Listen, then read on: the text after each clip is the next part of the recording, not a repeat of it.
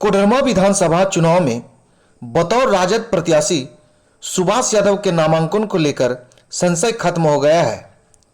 Scrutiny के बाद सुभाष यादव का नामांकन 4 सेट में एक्सेप्ट कर लिया गया है। अब कोडरमा विधानसभा के लिए बतौर राजद प्रत्याशी सुभाष यादव की उम्मीदवारी तय हो गई है। ज्ञात हो कि पटना हाईकोर्ट से पैरोल मिलने पर 24 अक्टूबर को निर्वाचन पदाधिकारी के समक्ष सुभाष यादव ने नामांकन का पर्चा दाखिल किया था।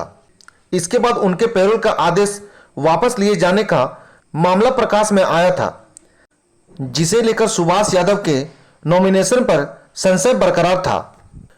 वहीं स्क्रूटनी के बाद कोडरमा विधानसभा से राजद प्रत्याशी सुभाष यादव की उम्मीदवारी तय होने पर कोडरमा में पार्टी के महासचिव भोला यादव ने प्रेस कॉन्फ्रेंस कर इसकी जानकारी दी और कहा कि न्यायालय के आदेश पर ही सुभाष यादव नामांकन किया था, लेकिन कोर्ट के आदेश को लेकर लोगों ने संशय और भ्रम की स्थिति पैदा कर दी थी, जो स्क्रूटनी के बाद खत्म हो गया है।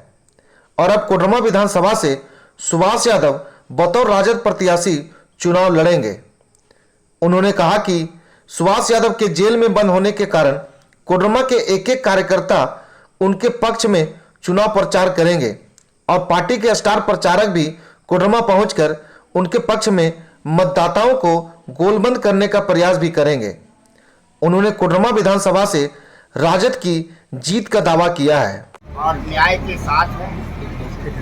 माननीय न्यायालय के आदेश से यहाँ नॉमिनेशन करने आए थे और माननीय न्यायालय के आदेश से पुनः वापस चले गए, लेकिन तथाकथित कुछ लोगों के द्वारा जो भ्रांतियां फैलाई गई, उससे लोगों के अंदर में ये द्वंद्व था जो क्या ये नॉमिनेशन एक्सेप्ट होगा या नहीं होगा। लेकिन न्याय की जीत होती है।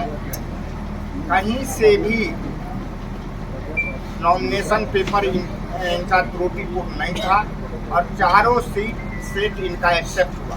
क्योंकि टेक्निकली जब ये नॉमिनेशन कर रहे थे उस समय माननीय न्यायालय के आदेश से नॉमिनेशन कर रहे थे 12 बजे। मैं वैसे लोगों को आगाह करना चाहता हूं तो आप लोग इस तरह का गलत र्यूमर ना फैलावें। जब हमारे उम्मीदवार न्याय के साथ अपने कार्रवाई को कर रहे हैं तो निश्चित तौर से सब कुछ पारदर्शी है। आप मीडिया भाइयों के माध्यम से मैं आम जनता को ये संदेश देना चाहता हूँ कि आपका ये लोकप्रिय उम्मीदवार अपना नामांकन करके नामांकन इनका चारों सेट में स्वीकृत हो गया है।